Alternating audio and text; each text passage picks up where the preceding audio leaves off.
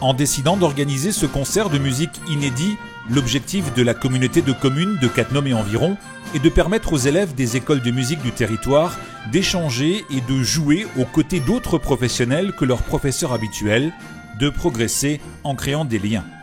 Oui, c'est important. Vous savez, on a un territoire où les gens partent tôt et rentrent tard le soir.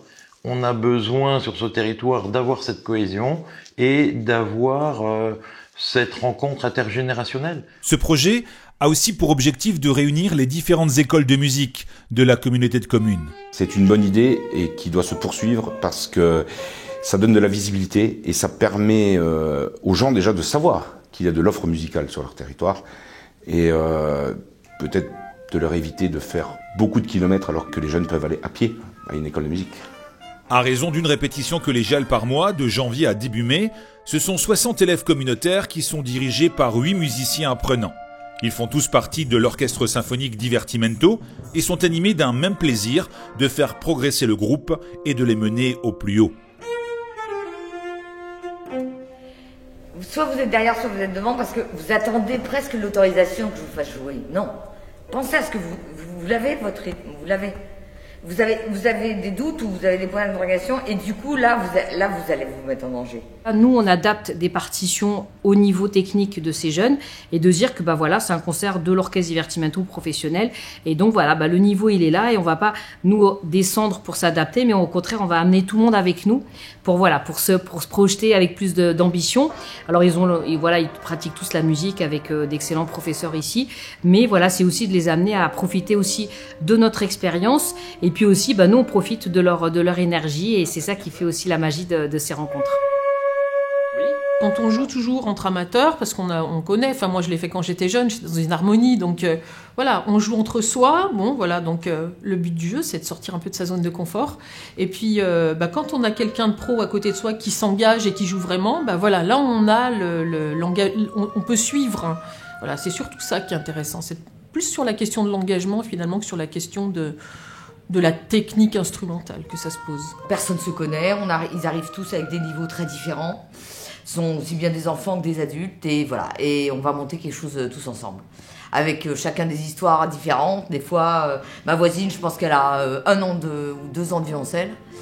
Voilà. Et en face, il y a un tout petit gamin, Adrien, en violon, qui est tout mignon, qui a 12 ans. Et voilà. Et là, on est embarqués dans le même bateau, dans la même équipe.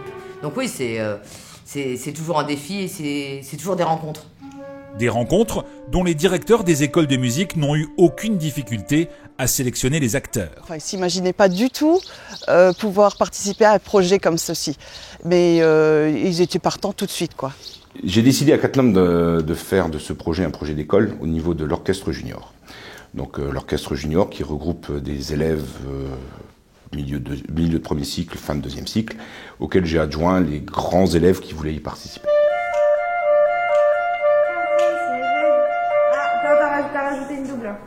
C'est si, ré, si, ré, ré, si, ré, si, ré. Les premières répétitions se sont déroulées à la maison communautaire à Cattenom. Tant pis les fausses notes, il faut garder le rythme. On essaye juste faire. Un moment de découverte humaine, mais surtout l'occasion d'apprécier le niveau de pratique de chaque élève.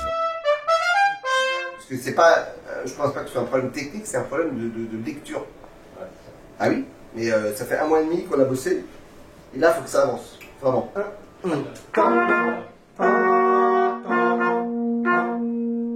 Pour une majorité des élèves, si l'appréhension d'un premier contact avec les musiciens de l'OSD était bien présente, elle s'est très vite évaporée.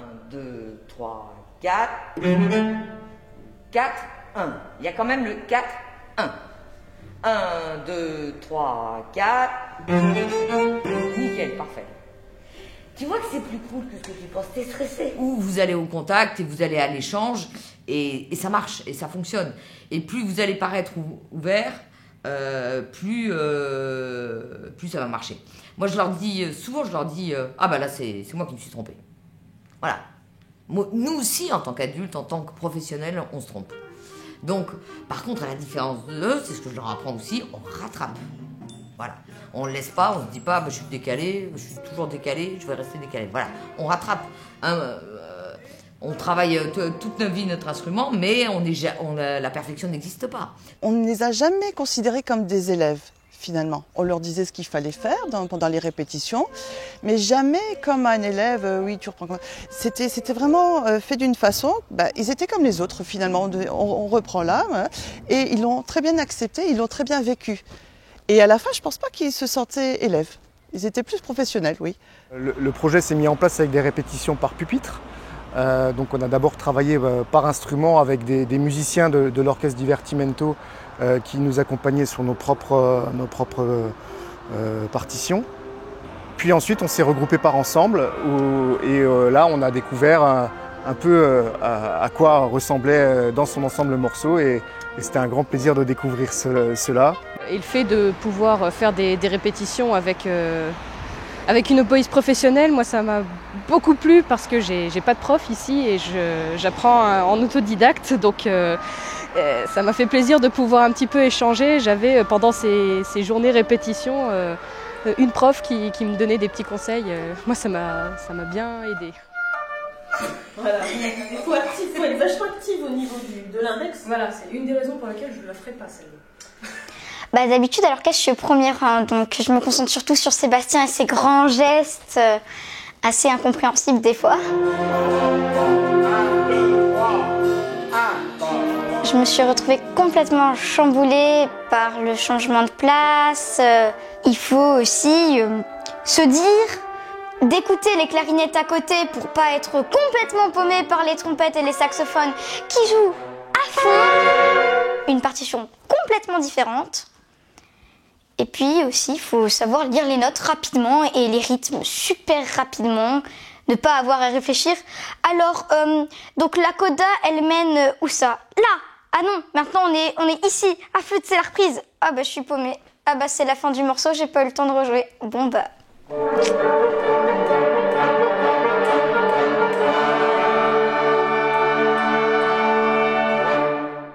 Nous sommes au mois de mars, à l'Atrium de Bergues-sur-Moselle.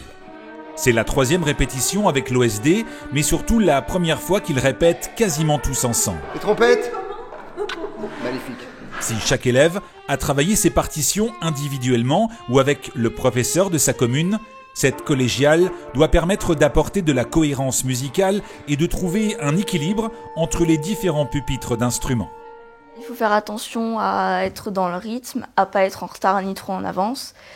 Et c'est ça qui est vraiment compliqué parce qu'on n'entend pas forcément la personne qui est à côté de nous parce qu'il y a vraiment beaucoup de bruit. Les notes, a priori, il n'y avait pas trop de problèmes, mais plutôt un objectif de mise en place, plutôt ce qu'on appelle, et puis un peu d'intonation et de nuances et tout ce qui est fait que voilà, on passe de l'état de solfège à la vraie musique, quoi. J'étais confiant. Ensuite, un peu anxieux au vu du peu de répétitions que nous avions sur les 2 derniers morceaux. Et donc mon rôle a été de les rassurer, de faire au maximum pour que ça marche, et surtout de leur dire « ça marchera ». Pour l'ensemble, la consigne principale reste inchangée. Il faut répéter, connaître ces morceaux sur le bout des doigts sans erreur. Faut pas se dire moi si j'en fais un petit peu c'est pas grave, le voisin il en fera pas. C'est pas vrai parce que le voisin il pense comme vous. Donc non, donc faut que tout le monde bosse comme il faut, comme ça le jour de la répétition on perd moins de temps. On a un rapport maintenant plus direct que la première fois forcément. Et même les adultes ils commencent à me chambrer un peu plus, ce qui est normal et moi j'aime bien, au contraire c'est un échange. Et les petits, alors parfois je suis un peu directif, moi j'appelle ça l'exigence, alors peut-être oui c'est aussi... Il y a une part de rigueur, ça évidemment, mais c'est pas moi, c'est la musique qui le nécessite. Parce que si on ne fait pas cet effort individuellement, ça sera difficile d'avoir une réussite collective, quoi. C'est tout simplement ça. Parmi les œuvres jouées lors du concert de restitution, on trouve une création originale. Un morceau sur mesure, écrit par le saxophoniste Grégory de Mercy. Une pièce dont il a fallu adapter sans cesse les partitions. Oui, parce qu'au départ, on n'avait pas forcément... Enfin, j'avais pas le niveau tout de suite, j'ai pas eu le niveau tout de suite. Donc je l'ai eu en cours d'écriture, ce qui a été une petite problématique à résoudre puisque j'avais écrit avec un niveau un petit peu plus élevé.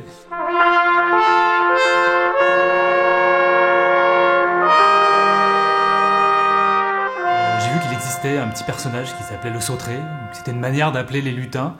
Alors après, j'ai appris que j'avais légèrement fauté puisque ça venait des Vosges.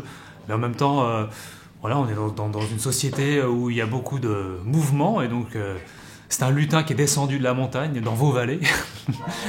Voilà, qui est un petit personnage un peu filou, qui aime bien faire des blagues, pas toujours de bonne humeur. Donc voilà, j'essaie de faire une danse un petit peu variée.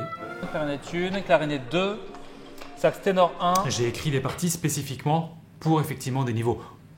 Pour dire simple, il y a des parties 1 où c'est des amateurs avancés, partie 2 intermédiaire, partie 3 un peu plus basse. Voilà, chacun peut trouver son compte et puis ne pas être en difficulté et se faire plaisir.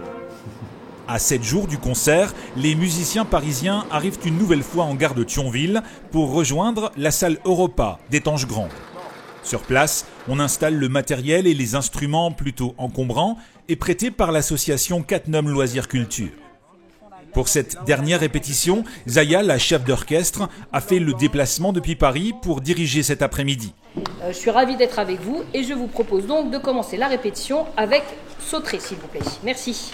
Son objectif va être d'affiner les morceaux, de gommer cette possible différence entre professionnels et amateurs en conservant rigueur, exigence et bienfaisance. Moi, je sais qu'en tant que chef d'orchestre, je suis aussi là pour, quelque part, aussi rassembler, fédérer les énergies de l'orchestre.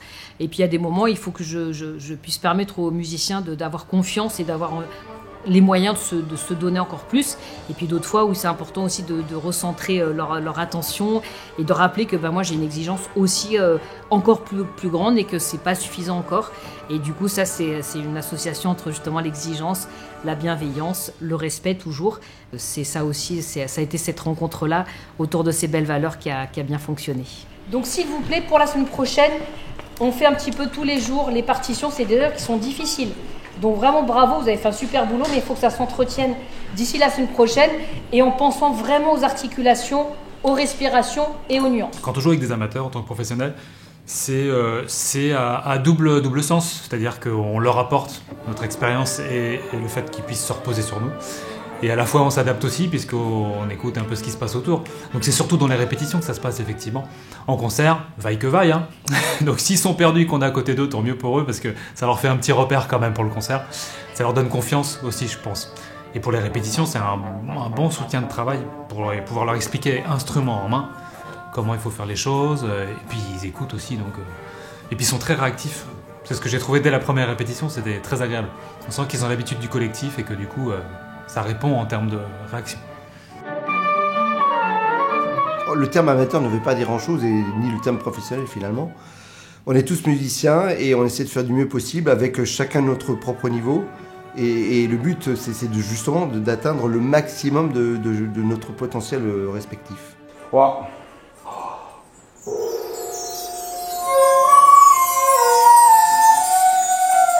Pas, et non, avec moi. Et Noam, avec moi. La veille de la représentation, pendant que les musiciens des écoles répètent encore et encore, les techniciens scéniques audio et vidéo s'activent dans le gymnase communautaire à Cannes-Fun. La structure de scène occupe la moitié du gymnase. Samedi après-midi, le grand orchestre au complet découvre la sonorité de la salle sous la baguette de Zaya. Dans moins de 4 heures, les premiers spectateurs franchiront les portes pour un concert unique, une expérience mémorable, fidèle aux objectifs culturels et artistiques de la communauté de communes.